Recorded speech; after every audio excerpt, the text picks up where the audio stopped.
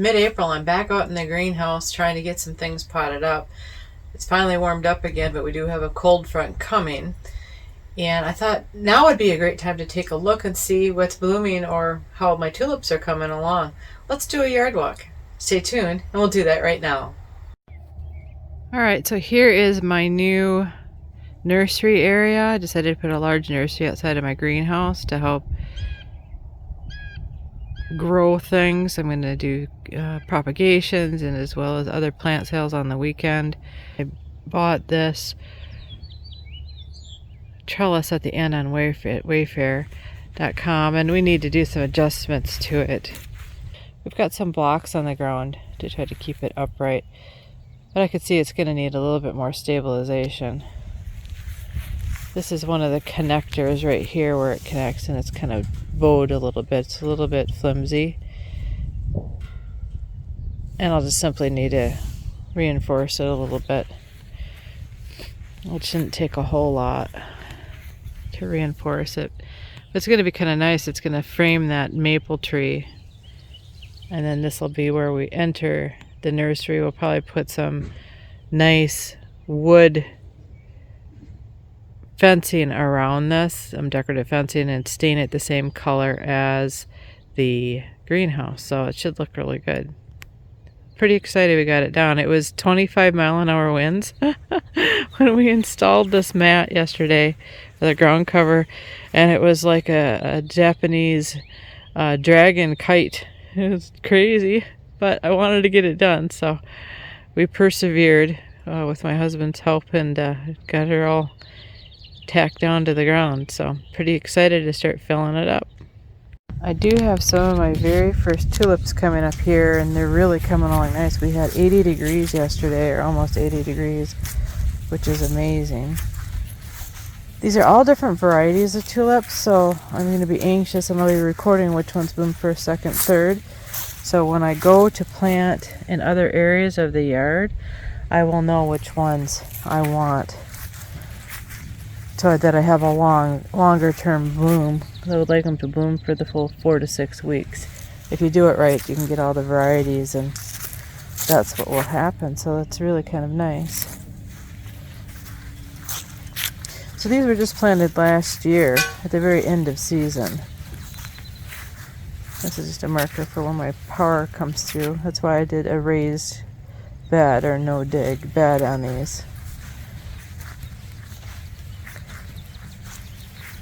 So they're coming along really nice. So I did spray them with a deer repellent, and I'm trialing a new deer repellent this year, specifically for my hostas, because that is like a delicacy for the deer. But so far they seem to be staying off this. We got a couple little grazing spots that we're on here. The one thing that I'm quite excited about is this little area here where you see all these tulips together. If you watch my video of how to save money and get tulips for free, I actually had these tulips in containers on my deck last year, and I dug them out at end and broke them down into little bulblets, and you can see just how wonderful they look. I did the same thing with some of these as well, so they look like they all did, fabulous. So if you have tulips in containers, just know you can let them sit out all summer until they dry, and so that the greens feed the bulbs for the next year, and plant them in the ground, and they do just fine. It's a good way to save some money if you're looking to save money. Here is my very first bloom. This is a crocus.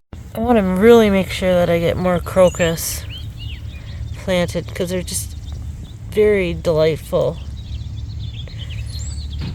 They're very delightful to have in the early spring. So I've been working on getting gardens cleaned off, and I haven't cleaned this one off just yet. And I have these tulips here. I'm going to let them go through their bloom, and then I'm going to dig them up. They're a really nice yellow and red variety. They've been here for probably 10 years. You can just see how much they multiplied. But I'm going to get these out of here. So my goal with this bed is to completely redo it. I'm going to take everything out of there, I think, except for one of the plants. And we are going to plant a specialty pine right here. And then I'm going to plant other things around. I'm going to take out this path and I'm going to redo it so it's nicer. And maybe I'll make steps with stone going down, so it's just a little bit more stable for people walking through there. Again, my goal is to have display gardens into the future, so I want to make paths and things that people can use. So I got out in this garden. I was able to get cleaned out. This is a garden I call my fairy garden. I call it the fairy garden because I have 2 fairy statues I actually put out here, but I was able to get everything cleaned out. I still need to come back and prune these boxwoods, and then I'll use the cuttings and do some more propagation. This is a winter green boxwood. We had a pretty mild winter, but we did have lack of snow. So I think the boxwood always has a little bit of dieback in my zone. I'm in zone 4. And then I have these protection around here for the bunnies so they don't chew my plants to the ground while they're waiting for other things that they would rather eat. So the other thing that we need to do, if you're new to the channel, is I need to get this willow tree out of here. It is going to die. We had to cut the root off that was pushing the wall up, and we are going to have to take it down because it's just dying, and I got really large branches that keep falling down, and I don't want anybody to get hurt. So here is just a nice look at the French garden that I'm still going to be building this year. Lots of good plans, so it should be fun to see how it comes. I like taking videos so I can show the befores and afters. So this is a look at my Dutch garden. I got some flowers blooming, and I still need to clean this off. Hopefully I'll get it done this morning. We've had, like I said, really strong winds, 20-mile-an-hour winds, which has made it painful to work outside. Let's take a little walk through the Dutch garden and see what we got blooming. Here's some really nice hyacinths. They look really good. Again, I just need to get out and clean this mess up. So the hyacinths are coming, and they're just like a favorite of the deer as well, so I have sprayed. So this is the 3rd year in the ground, and where I live in zone 4, if you can see that I've got, so where there was 1 bulb, I've now got 4 different flowers coming up in that one area. So they do multiply. I'm very lucky to live in an area where the flowers will come back every year. So I'll try to point out what I have. I got kind of a strong sun. The other thing I like doing this time of year is looking to see what reseeded itself. But here are my Daffodils. They're just really little. They're about 1 inch tall coming up. And they will take any other hard frost we get from now on. And all of the spring bulbs here will take a really hard frost too. We do have another frost coming. It's going to be 20 degrees in about 10 days. So yesterday it was 80, and we're going to get down to 20 again, which is what is part of living in zone 4 up north. I'm outside of Minneapolis. Not uncommon. It's not uncommon to have crazy weather when you live here. So this area here is where my Russian sage is, and I'm going to come and cut this back. I just haven't done it yet. I'm going to cut it about 1 foot off the ground, and then I am going to try to propagate from cuttings the stems. I've never done that before, so that's going to be a fun challenge. This little area here, I had parrot tulips, and they just did not do well. I didn't replant them, but I really would like to try some parrot tulips again to see if I can get them to come back. It just may be the variety. I know the Triumph tulips do the best for me in zone 4. And my ground here is heavy clay soil, but it has enough well-draining tendencies that I don't waterlog them. It's not a low spot. And kind of walk along. Lots of different things in here that need to be cleaned up. I always wait till spring to clean things up because it helps me remember what I planted, because I can tell from the dead foliage. So I did have a little bit of critter damage on this patch where something got in here and was munching on my leaves a little bit, like right here. There was some damage. And that's why I decided to switch to a different type of deer repellent. Although, if you put it on strong enough, the granulars, it will work. I just wanted to take extra care to make sure that I was going to protect the tulip. So here are my poppies that I grew from seed 2 years ago, and they're coming, which makes me really happy. More tulips. I got tulips and daffodils down the path here on each side. A couple of little weeds I need to get rid of. I'll come through and I'll get all of this taken care of. Liatris, lots of crazy stuff going on here. This is a patch of tulips that's got a little bit of variegation to it, and even though leaves have variegation, I planted these really tight, so at the end of the season, right about the time that they're done, drying up, I'm going to dig this whole section out and spread these out because it's just way too thick. It's going to get to the point where they're not going to want to come back up. So I will take that up from there. And I have a little bit of the invasive problem. This is sweet woodruff that's in here, this little green stuff. Do a pan here like I like do all my walks through this Dutch garden. It helps me remember kind of how things look. And I can go back and review.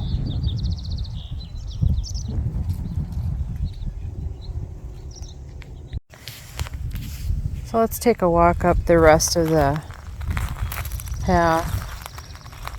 So I've got delphiniums in here and balloon flowers in here, which is my daughter's favorite. One of her favorites from her childhood. I got irises on the outside. So the tulips will finish blooming and then irises will bloom in June. The other thing I need to add in here that I haven't done yet are astilbes, which can kind of help fill in a void in the season. Here I have some more hyacinths in bloom here. These are a mixed color combination. You can see how short they are. I think I actually planted them a little too deep, and that's why they look like that. If I come and lift these after the bloom, maybe to replant them somewhere else or to mix things up a little bit. I don't know. I might do that and then put them in pots the following year. Or this I may actually decide to put some of these in pots and grow them for next spring. I'll have to decide.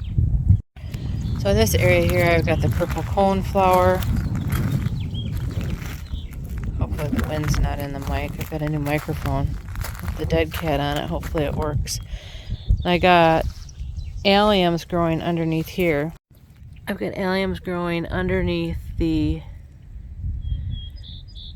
Russian sage. You can see some of them. This is the third year, so it looks like I can break them up and spread them out a little bit. That's the interesting thing about the alliums. I let them reseed themselves. Sometimes when I plan my garden, I plan for things to kind of take over and ramble a little bit. And this becomes more of it's a spring or a Dutch garden in the spring, and then it takes over to become more of a cottage style garden. And here's another example. That is bee balm. It's a red bee balm, and you can see it's starting to spread. I planted 3 little pieces, and this whole area, which is now about 3 by 3, is completely covered. So I'll probably pull some of these up once they get a little bigger, and then work on moving them to another area as well.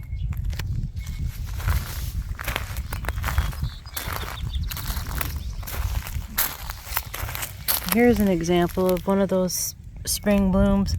This is all the bigger this gets. It's 3 inches tall, 3/4 inches tall, and it's about all the bigger it's gonna get. So I'm kind of curious. I'll have to look up what it is. Paralis, maybe? I don't know. I gotta look it up. I always forget what it's called. And it's just too small to be in this area. And then here I have more of my delphiniums coming, which is my favorite flower, or one of my favorites. I just like how cold hardy they are. The daffodil's looking to open maybe in another couple of days. It's supposed to be really nice again today, and then it's going to get really cold. This is another area what I have in my yard I call my woodland garden, and I planted it full of daffodils to try to keep the deer and the bunny off it, which has worked really good. The other thing I have in this garden are some Empress Vu hostas, which the deer completely ravaged last year. And I am going to trial a new deer away, an organic deer away, to see if that one will work a little bit better, because it's supposed to stick to it, and hopefully it will stay.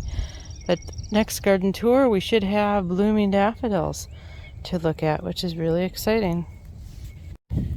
So this is the area outside of my vegetable garden, and all of these containers are things I was nurserying, if that's not even a word. I was using as a nursery inside of the garden to protect them from the bunnies. It's daylilies and hostas and things like that. So that is going to go to my new nursery area, which will be really nice to have it over there, and I'll have it contained there as well.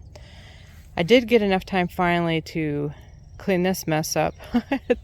Not cleaned it up since last fall. And I was looking at some of my vines are already starting to pop, but we do have some crocus blooming over here too. It got a little bit beat up when I raked, but there's some yellow crocus down in here too. I really want to bring a lot more crocus in to this space.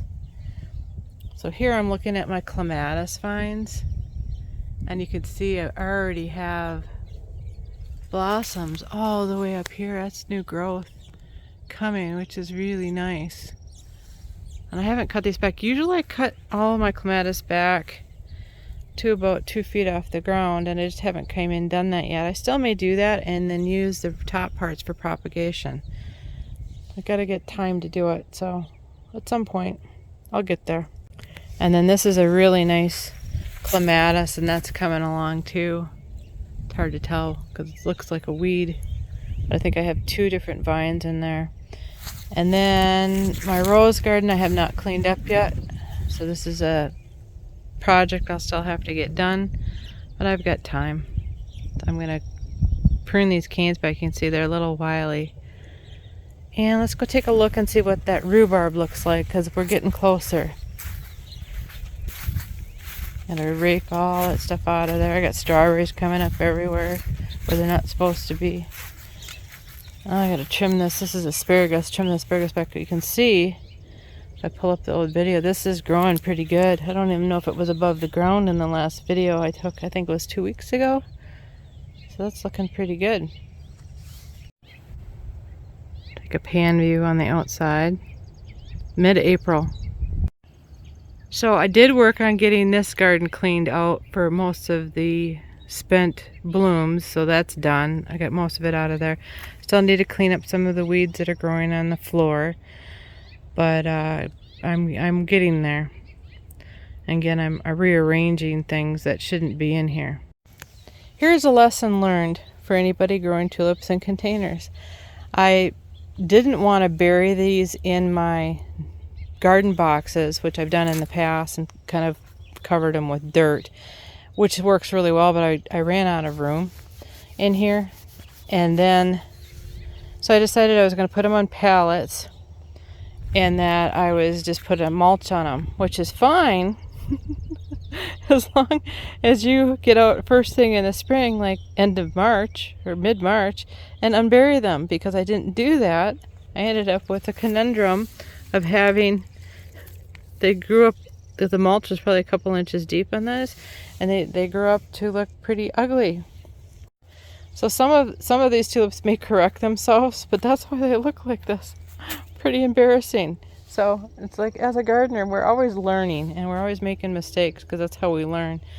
So yeah, I won't do that again. That was a lot of work to plant them. They'll be fine. And I'll leave them so that the foliage feeds the bulbs, and I'll just simply dig them up and repot them again next fall, or this fall. But yeah, lesson learned. Here I have even more of those tulips in containers. I was going to have these really nice displays on my deck, but that didn't work. So we'll just do what we can. My blueberries are coming along. Some of the blueberries are looking pretty ratty. Other ones are looking pretty good. So here are this is my asparagus bed here. And I don't see asparagus yet, but it's going to start coming anytime. Usually by mid-May, so about a month from now. And then my chives are coming along, and I want to dig these up and break these apart too, because their clumps are bigger than what I need. You can have a sail. And then this clematis is called Tekla, and I see some buds forming right here. There's some growth right here. I've got another clematis back there that is HF Young, I believe. And then this area here, still needs some cleaning, is my strawberry bed, the main strawberry bed. And then I got strawberries all over the garden floor and some weeds that look like strawberries that need to be cleaned out of here.